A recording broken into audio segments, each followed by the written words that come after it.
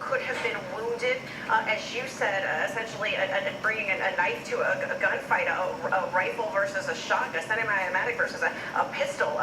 5 to 100 shots fired at this baseball diamond. He describes a shooter inside a cylinder block dugout. Congressman Brooks was at bat and heard this shots fired. He then heard his colleague, Representative Scalise, scream. They say he was shot. I mean, imagine this, George.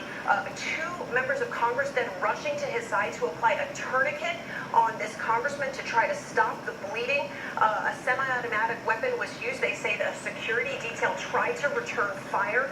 And as we know from Alexandria police, from a tweet that they put out earlier this morning, that suspect is to be believed to be in custody. No official word on that suspect's condition yet. And again, George, just to caution, no official word from police on the condition of any of the victims or confirmation on whether, in fact, any of those victims are members of Congress. But this, of course, is coming from one member of Congress himself, Representative Mo Brooks, who says at least 5 people wounded out there this morning, 50 to 100 shots fired.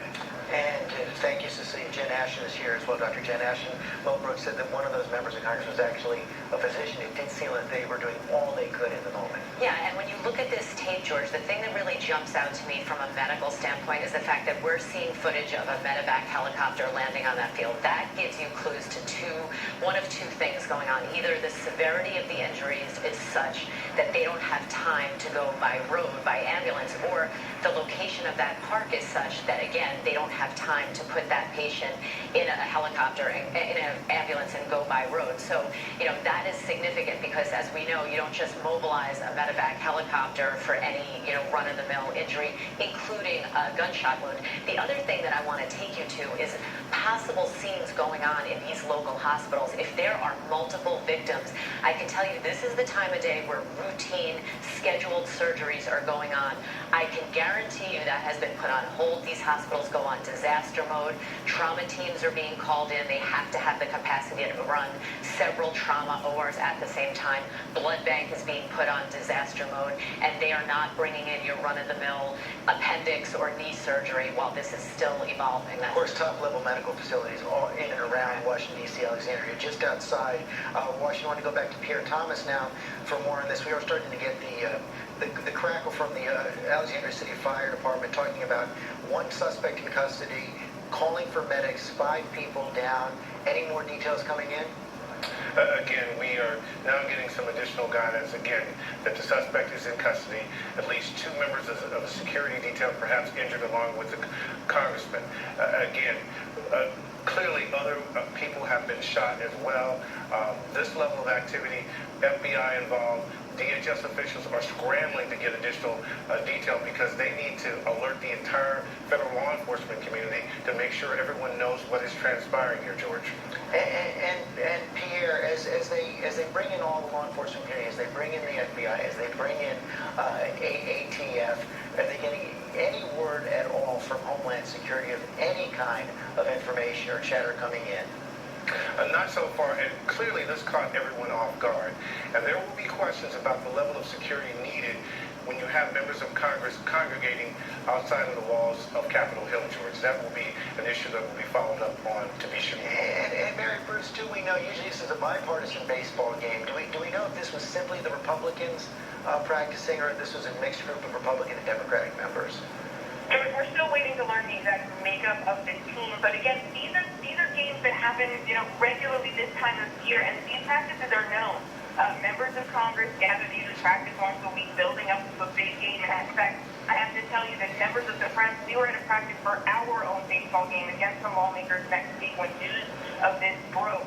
And people know where these games are held. They know where people practice, and usually it's a fun opportunity for lawmakers to get together. We are all waiting to learn exactly who was at that game or who was at that practice, which members of Congress, but it certainly would not have been a secret that this was an area where members of Congress would be gathering for what is supposed to be a really sort of fun annual event. And you're looking at live pictures from the scene right now. That is the Delray Park in Alexandria, Virginia, where members of Congress were gathered earlier this morning around 7:15 for a baseball game, and a shooter opened fire.